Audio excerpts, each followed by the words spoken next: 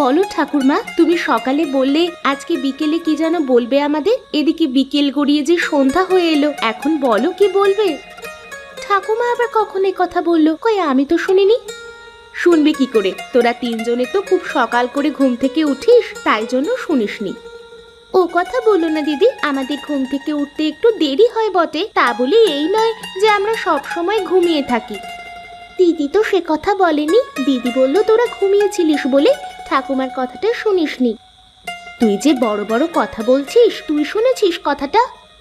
হ্যাঁ, শুনবো না কেন, আমি তো লতা দিদির পাশেই ছিলাম, আমরা দুজনে তখন কাজ করছিলাম।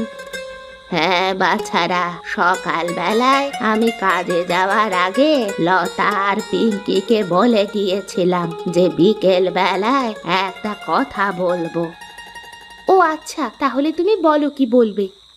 মায়েরা, তোমরা তো জানো আমি সেই কবে থেকে পরের বাড়িতে ঝিগিরি করে এই সংসার চালিয়ে আসছি। তোমাদের 5 বোনেদের আমি সেরকম বিশেষ কিছু দিতে পারিনি, তবে আমি চেষ্টা করেছি তোমাদের সব সময় ভালো রাখবার। হঠাৎ এখন এসব কথা কেন বলছো? আমরা কি বলেছি আমরা ভালো নেই? তাছাড়া আমরাও বড় হয়েছি, এবার আমাদেরও সংসারের প্রতি একটা দায়িত্ব বোধ আছে। তোমার তো বয়স হয়েছে, তুমি আর সারা জীবন কিভাবে লোকের বাড়ি বাড়ি খাটাখাটনি করবে বলো?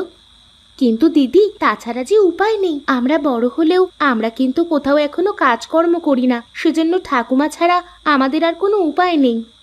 ও কথা বলিস না বোন, আমরা চেষ্টা করলে অনেক কিছুই করতে পারি, আমাদের চেষ্টার অভাব আছে, আর ঠাকুমাকে এ বয়সে একটু নিস্তার দেওয়া প্রয়োজন। তুমি ঠিকই বলেছ দিদি, আমিও তোমার সাথে একমত। ঠাকুমা, তোমাকে আর কাজ করতে হবে না কারোর ঘরে, আমরা বরং আজ থেকে বিভিন্ন রকম কাজের দায়িত্ব আমাদের কাঁধে তুলে নেব। তোদের কথা শুনে আমার খুব আনন্দ হচ্ছে রে মা। সত্যি বলতে আজকে কত বছর যে আমি এই ঘর ছেড়ে কোথাও বেরোইনি, তার হিসেব নেই। সত্যি ঠাকুরমা, আমি সেই কোন ছোট থেকে দেখে আসছি যে তুমি সংসারের কাজ করেই চলেছ। বাবা মা মারা যাওয়ার পর আমাদেরকে বড় করে তুলতে তোমার যে কত কষ্ট হয়েছে তা আমি বুঝতে পারছি গো। ঠাকুমা, একটা কথা বলো, তুমি হঠাৎ করে ঘর ছেড়ে বেরোবার কথা বললে কেন? কোথাও যাওয়ার ইচ্ছে হয়েছে নাকি? হ্যাঁ রে মায়েরা, সত্যি বলতে এই সময় আমার একটু আত্মীয় বাড়িতে যেতে ইচ্ছে করছে। জানি না আর কদিন বাঁচবো, তাই জন্য ভাবছি একটু আত্মীয়র বাড়ি ঘুরে আসবো। আত্মীয় বলতে তুমি কার বাড়িতে বেড়াতে যেতে যাচ্ছ? তোদের নন্দ কাকার বাড়িতে। আত্মীয় বলতে ওই একজনই তো আছে আমাদের, বাকি সবাই নামেই আত্মীয়, কিন্তু দুর্দিনে কাউকে পাশে পাওয়া যায় না। হ্যাঁ ঠাকুমা, ঠিকই বলেছ, আমাদের দুর্দিনে নন্দ কাকা যে কিভাবে আমাদের পাশে এসে দাঁড়িয়েছে সেটা আমি ভুলবো না। তা তুমি যখন নন্দ কাকার বাড়িতে যেতে চাচ্ছ তবে যাও না, আমাদের অসুবিধা কিছুই নেই। কিন্তু তোরা 5 বোন মিলে একা হাতে সংসারটাকে সামলাতে পারবি তো? সেটাই হলো আমার চিন্তা। ও নিয়ে চিন্তা করো না তুমি ঠাকুমা, আমরা 5 বোন মিলে সমস্ত কিছু ঠিক সামলে নেব, আর আমি আছি তো। কিন্তু মা, টাকা পয়সা ছাড়া যে এখনকার যুগে আর চলা যায় না মা, তো সেই কারণে বলছিলাম। তোমাকে আর কিচ্ছু বলতে হবে না ঠাকুমা, টাকা পয়সার চিন্তা আমাদেরও এরপর কাজ করে অর্থ সংগ্রহ করবার মানসিকতা আনতে হবে, না হলে হবে না। হ্যাঁ ঠাকুমা, আমি আর দিদিরা থাকতে তোমার কোনো চিন্তা নেই, আমরা ঠিক কিছু না কিছু করে অর্থ সংগ্রহ করে নেব। গোপালদের ঘরের কাজটা তবে তোমাদের কেউ একজন করো কেমন, অসুবিধা হবে না তো? তোমার কোনো চিন্তা নেই, তোমার মান সম্মান আমরা ডোবাবো না। গোপাল কাকাদের ঘরে আমাদের মধ্যেই কেউ একজন কাজে যাবে, বাকি সমস্ত কাজের দায়িত্ব আমরা ভাগ করে নেব। যা করবার তোমরা করবে, আমি বাকি কিছু করতে পারবো না। ওই লোকের ঘরে কাজ করতে আমি নেই, আমি শুধু খাবো আর ঘুমাবো।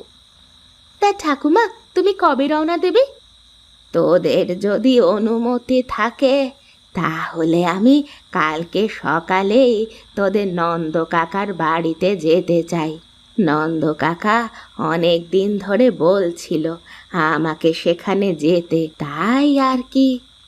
ঠিক আছে ঠাকুরমা, তুমি এদিকের ব্যাপার নিয়ে কোনো চিন্তা করো না। তুমি নিশ্চিন্তে নন্দ কাকার বাড়ি থেকে ঘুরে আসো। আর নন্দ কাকাও তো আমাদের বাড়িতে অনেক দিন আসেনি, তুমি তাকেও আসতে বলো। আচ্ছা মা, তাহলে তাই হবে। আমি আমার কয়েকটা কাপড় গোছগাছ করে নি, কেমন?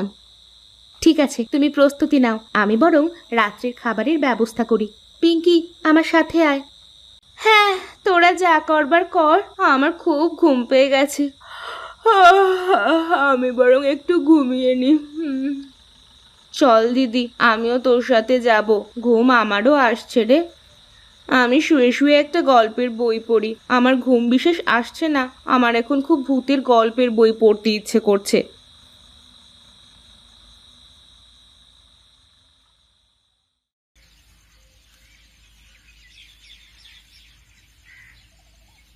আরে এসো এসো গোপালদা, এসো। তা কি দেবো বলো তোমাকে? আজকে আড়তে তো অনেক সবজি আছে দেখছি, তা কেমন দাম যাচ্ছে সবজির?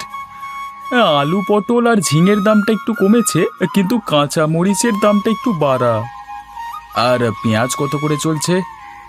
পেঁয়াজের দাম সেই একই আছে, 40 টাকা কিলো। তা তোমাকে কি দেবো বলো গোপালদা? আজকে তো রোববারের বাজার, ঘরে একটু ভালো মন্দ হবে বুঝলি তো। তা তুই আমাকে 1 কিলো পেঁয়াজ আর আধা কেজি মতো কাঁচা মরিচ দিয়ে দে, আর 1 কেজি আলু দিয়ে দে, ওই নিয়েই বাড়ি যাই। কাঁচা বাজার বেশি করলে আবার অসুবিধে আছে, খাবো কম পচবে বেশি।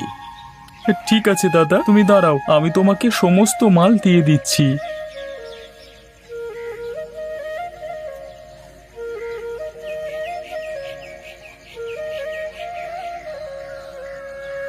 আজকে কত কিলো দেবো দাদা? 1 কেজি মতো দিয়ে দে, আর ভালো ভালো পিস দেখে দিবি, কেমন? আমি তোমাকে আজ পর্যন্ত কোনোদিন খারাপ পিসের মাংস দিয়েছি? তুমি একটুক্ষণ অপেক্ষা করো, আমি তোমাকে ভালো ভালো পিস দিচ্ছি। হ্যাঁ হ্যাঁ, দাঁড়ালাম, একটু তাড়াতাড়ি দিও, কেমন? ওদিকে আবার ঘরে কাজের লোক আসবে। কাজের লোক এসে নিজের কাজ করবে, ও নিয়ে তোমার এত চিন্তা কিসের? আরে না না, তার জন্য নয়। আমাদের কাজের মাসি বহু বছর ধরে আমার ঘরে কাজ করছে। আসলে আসবার সময় মূল দরজায় তালা দিয়ে এসেছি, সেই কারণেই কাজে এসে যদি আবার চলে যায় তাহলেই মুশকিল। ও আচ্ছা, তাহলে এই ব্যাপার। ঠিক আছে, আমি তোমাকে তাড়াতাড়ি করে দিচ্ছি দাদা।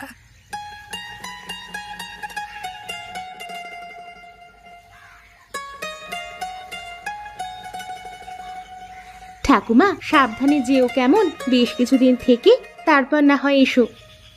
হ্যাঁ রে মা, সাবধানেই যাব। তোরাও সাবধানে মিলেমিশে থাকিস, নিজেদের কাজ নিজেরা মন দিয়ে করিস, কেমন? বাকি দুজনের সাথে তো দেখা হলো না, তারা কি এখনো ঘুম থেকে ওঠেনি? তুমি তো জানো ওদের ঘুম থেকে উঠতে অনেকটা বেলা হয়, তাই জন্য এখনো ঘুম থেকে ওঠেনি। তা হ্যাঁ রে মা, গোপাল কাকাদের ঘরের কাজটা করতে যেতে হবে তো। সে আমি ঠিক চলে যাব ঠাকুরমা, তোমাকেও নিয়ে চিন্তা করতে হবে না। ঠিক আছে মায়েরা, তবে আমি রওনা দিলাম, কেমন? ঠিক আছে ঠাকুরমা, আর আসবার সময় নন্দ কাকুকে ধরে নিয়ে আসবে, বলবে কিছুদিন আমাদের বাড়িতে থেকে যেতে।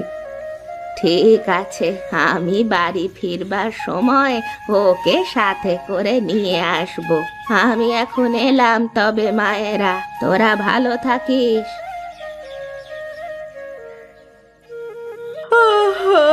এই সাত সকালে আবার কেউ ঘুম থেকে উঠতে পারে? আমার বাবু ঘুম এখনো সম্পূর্ণ হয়নি, যাই আবার একটু গিয়ে শুয়ে পড়ি, একটু বেলা করে উঠলেই হবে। দেখলে দিদি, ঠাকুর মায়ের শুধু এখান থেকে যাওয়ার অপেক্ষা। মেজ দিদি আবার ঘরে ঘুমাতে চলে গেল। থাক, ওদের কিছু বলে লাভ নেই। তা গোপাল কাকাদের বাড়িতে আমি যাব না তুই যাবি? না দিদি, আমিই যাই, কারণ দিদিরা ঘুম থেকে উঠে আমাকে একা পেলে প্রচুর খাটাবে, আমি কিছু বলতেও পারবো না। কিন্তু তোমার সামনে অতটা গলা তুলে কথা বলতে পারবে না। আমি বরং গোপাল কাকাদের বাড়িতে কাজে যাই, তুমি ঘরের কাজই করো। আচ্ছা, তবে তাই যা। আমি বরং ঘরের কাজগুলোকে সামলাই, বাসনপত্রগুলো মেজে নিয়ে রান্না বসাতে হবে, উঠোনও ঝাড়ু দেওয়া হয়নি। দেখি আমি আবার কাজ শুরু করি আমার। ঠিক আছে দিদি, আমি তবে এলাম, কেমন?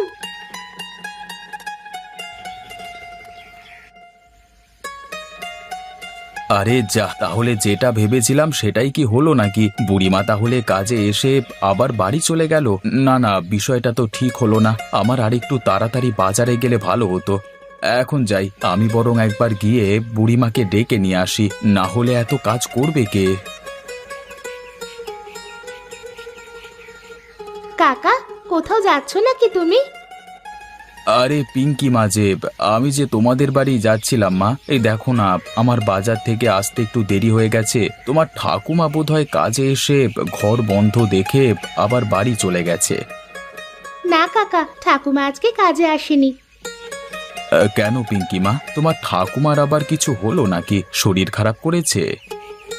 না না কাকা, ওসব কিছু না। আসলে ঠাকুমা অনেক দিন ধরেই আমাদের এক আত্মীয়ের বাড়িতে যেতে চাইছিল, তাই জন্যই আমরা বললাম যে তুমি ঘুরে এসো। ও, এই ব্যাপার। আসলে ওনারও তো অনেকটা বয়স হয়েছে, উনি আমার মায়ের মতো, তাই জন্য একটু চিন্তিত হয়ে যায়। আমিও একলা মানুষ, আমার ঘরে এসে নিজের মতো কাজ করে দেন। তা কোন আত্মীয় বাড়ি গেলেন তোমাদের? আমাদের নন্দ কাকা আছেন না, ঠাকুমা ওই নন্দ কাকাদের বাড়িতেই গেছেন। ও, নন্দদের বাড়িতে গেছে? আরে নন্দ তো অনেক দিন তোমাদের বাড়িতে আসেনি। তোমাদের ঠাকুমাকে কি নিতে এসেছিল নাকি? না না গোপাল কাকা, ঠাকুমা নিজেই চলে গেছে, বলেছে আসার সময় নন্দ কাকাকে ধরে আনবে। আচ্ছা আচ্ছা, ভালো ভালো, ওনারও বয়স হয়েছে, একটু এইদিক ওদিক বেড়াতে ইচ্ছে করে বই কি। ঠিক আছে, এখন যতদিন না উনি আসেন ততদিন আমার একাকী সবকিছু করতে হবে। না না গোপাল কাকা, তোমার একাকে কিচ্ছু করতে হবে না। ঠাকুমার বদলে আজ থেকে আমি এসে তোমার ঘরের সমস্ত কাজ করে দিয়ে চলে যাব, তুমি কোনো চিন্তা করো না। কিন্তু তোরা ছোট মেয়ে, তোদের দিয়ে কি কাজ করানো উচিত হবে? মানে আমার নিজেরই কেমন খারাপ লাগছে। তোমার খারাপ লাগবার কিচ্ছু নেই কাকা, আমি ঠাকুমার মতো খুব ভালোভাবে কাজগুলো করে দেব, তুমি দেখে নিও। খারাপ হলে তুমি তখন আমাকে বলবে। আরে না না পিঙ্কি মা, তার জন্য নয়। তুমি খুব কাজের মেয়ে, সে কথা তোমার ঠাকুমা আমাকে বলতো। আমরা তো গল্প করতাম অনেকক্ষণ ধরে। কিন্তু তোমার মতো ছোট মেয়েকে দিয়ে ঘরের কাজ করানো কি উচিত হবে? হবে হবে, কাজ করতে আবার ছোট বড় কি কাকা, তুমি কোনো চিন্তা করো না। ঠাকুমা যতদিন না আসছে ততদিন আমি কাজ করব। আর সত্যি বলতে ঠাকুমারও তো বয়স হয়েছে, ঠাকুমাকে আর কাজ করতে দেওয়ার ইচ্ছা নেই। উনি এখন ঘরে বিশ্রাম নিক, আমরাই ধীরে ধীরে সমস্ত কাজ শিখে নেব। সংসারের দায়িত্ব তো আমাদেরকেও নিতে হবে কাকা। বাবা, তোরা ছোট মেয়ে হলে কি হবে, তোদের জ্ঞান তো আমার থেকেও বেশি। ঠিক আছে, আমার আর কি বলবার। তুমি তাহলে কাজটা শুরু করে দাও। বাজার থেকে মাংস এনেছি আজকে, তুমি যাওয়ার সময় বরং আমার এখান থেকে খেয়ে যেও। না কাকা, আজকে আমি খাবো না। আমার বোনেরা ঘরে আমার জন্য অপেক্ষা করবে, তোমার জন্য বেশ ভালো করে মাংসটা রান্না করে দেব, তুমি খেয়ে খুব মজা পাবে। ঠিক আছে, তুমি খাবে না যখন বলছো খেও না। আমি তো অনেক মাংস এনেছি। তুমি কাজ করে দিয়ে বাড়ি যাবার সময় একটা টিফিনে করে তোমাদের সবার জন্য মাংস নিয়ে যেও, কেমন? কিন্তু সেটা কি ঠিক হবে কাকা? তুমি তোমার জন্য মাংস এনেছো। কে বললো শুধু আমার জন্য? আমি তোমাদের সকলের জন্যই মাংস নিয়ে এসেছি, তোমাকে ওসব চিন্তা করতে হবে না। ঠিক আছে কাকা, তুমি বিশ্রাম নাও, আমি বরং কাজগুলো সেরে ফেলি।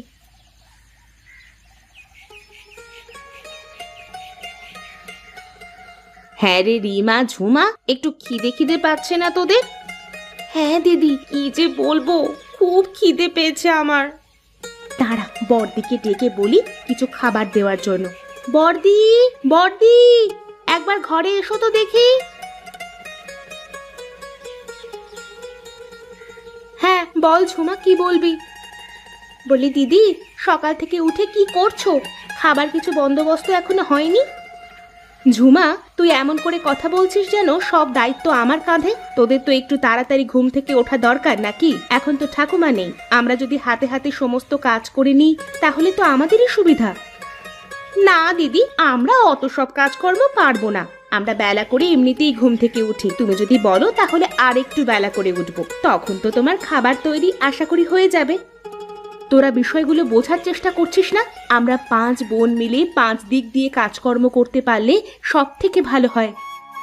5 দিক দিয়ে কাজ বলতে তুমি কি বোঝাতে চাইছো? এই তো কটা মাত্র ঘরের কাজ, এগুলো করতেই আমাদের 5 জনকে লাগতে হয় নাকি?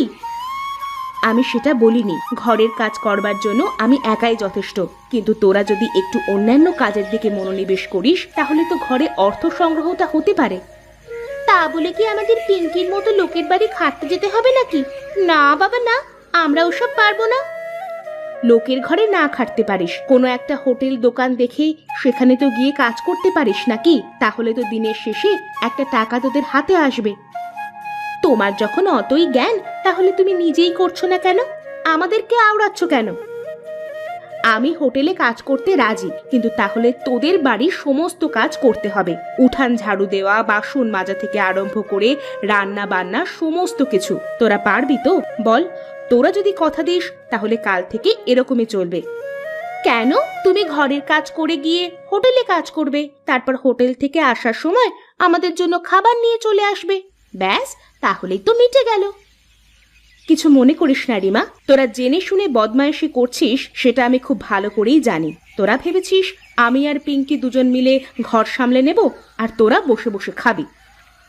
বড়রা থাকতে সেটাই তো উচিত। যেমন ঠাকুমা আমাদেরকে কোনো কাজ করতে দিত না, তেমন তুমিও আমাদেরকে কাজ করতে দিও না। তুমি যতদিন আছো ততদিন আমরা কোনো কাজই করব না। ঠাকুরমা কোনোদিনই তোদের কাজ করতে বারণ করেনি, বরং তোরাই সকাল থেকে ঘুম থেকে উঠিসনি কোনোদিন। সারাদিন খাওয়া আর ঘুম। আর তাই যদি হলো তাহলে আমাদের ছোট বোন পিঙ্কি শুধু শুধু কেন কাজে যাবে? না গেলে যাবে না, সেটা তার ব্যাপার। ওর ব্যাপারে তো আমরা কিছু বলতে পারি না। ও যেটা সিদ্ধান্ত নেবে সেটাই হবে। বাবারে বাবা, গড় করি, একটু খাবার চেয়েছি বলে এত কথা। এরকম দিদি যে কার আছে কে জানে বাবা। আসলে তোদের সাথে কথা বলাটাই ফালতু। তোরা যেমন বসে বসে সময় কাটাচ্ছিস, সময় কাটা। আমার খাবার প্রস্তুত হলে তোদেরকে আমি ডাক দেব।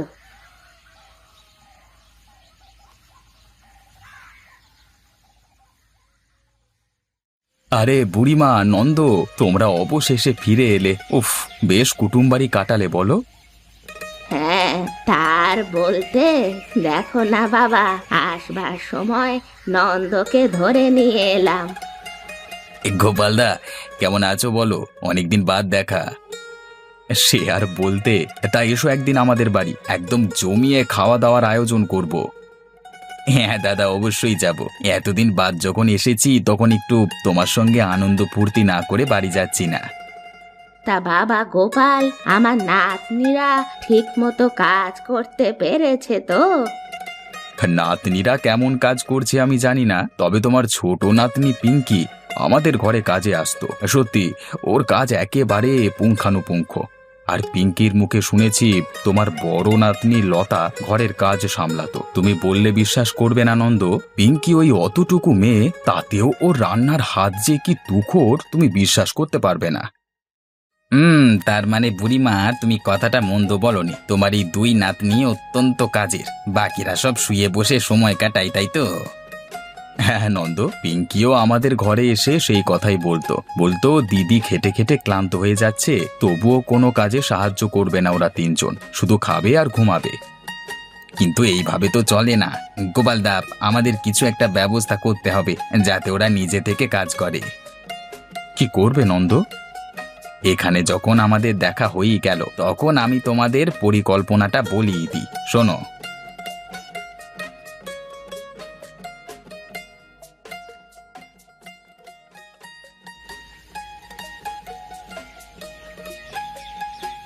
আজকে তোমাদের 5 বোনের মাংস রান্নার পরীক্ষা। যে বা যারা ভালো মাংস রান্না করতে পারবে তারা আমার এবং গোপালদার তরফ থেকে বাইরে বেড়াতে যাওয়ার এবং অনেক কিছু নিজের মতন জিনিস কেনাকাটা করবার সুযোগ পাবে।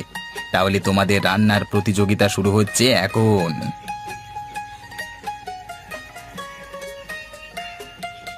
ব্যাস, তোমাদের সকলের সময় শেষ। তোমরা এবার রান্না বন্ধ করো। এবার আমরা তিনজনে তোমাদের খাবার পরীক্ষা করে দেখব। ছি ছি ছি ছি ছি, আরে তোমরা তো মাংস একদম পুড়িয়ে ফেলেছো, এগুলো কি খাওয়া যাবে? ছি ছি ছি ছি ছি, তোরা তিনজনে যে এইভাবে আমার মান সম্মান ডুবিয়ে দিবি সেটা আমি ভাবতে পারিনি। তোরা আর একটু ঘুমো, দেখবি এরকমই সুন্দর রান্না করতে পারবি। নন্দ, ওদের কথা রাখো তো, এইদিকে দেখো, লতা আর পিঙ্কি কি সুন্দর মাংস রান্না করেছে। দেখেই এত ভালো লাগছে, খেয়ে কত ভালো লাগবে। দারুণ দারুণ, এত সুন্দর স্বাদের মাংস আমি আগে কখনো খাইনি। লতা আর পিঙ্কি, তোমাদের রান্নার হাত কিন্তু দারুণ। এখান থেকেই বোঝা যাচ্ছে যে কারা নিত্যদিন সাংসারিক কাজের সঙ্গে যুক্ত থাকে। তাহলে আমাদের কথা মতো আমি, নন্দ, লতা, পিঙ্কি এবং বুড়িমা দীর্ঘ 1 মাসের ছুটিতে বাইরের দেশে বিদেশে বেড়াতে যাব, কেমন? এবং প্রচুর কেনাকাটা করব, আনন্দ করব। আর আমরা কি করব? তোরা তোরা 3 জনে মিলে সংসারের হাল ধরবি। যতদিন না ঠিক মতো দায়িত্ববোধ তোদের মধ্যে আসছে, ততদিন তোরা সংসারের সমস্ত কাজকর্ম করবি। ঠাকুমা, আমাদেরকেও নিয়ে যেতে বলো না। বিদেশটা একবার আমার খুব শখ ঠাকুমা। যাবি তো বটেই, তবে এবার নয়, যখন তোদের দায়িত্ব জ্ঞান বোধ জাগবে এবং তোরা কাজের মেয়ে হয়ে কাজের কাজ করে দেখাতে পারবি, সেদিন তোদের আবার বিদেশে ঘুরতে নিয়ে যাব, তার আগে নয়।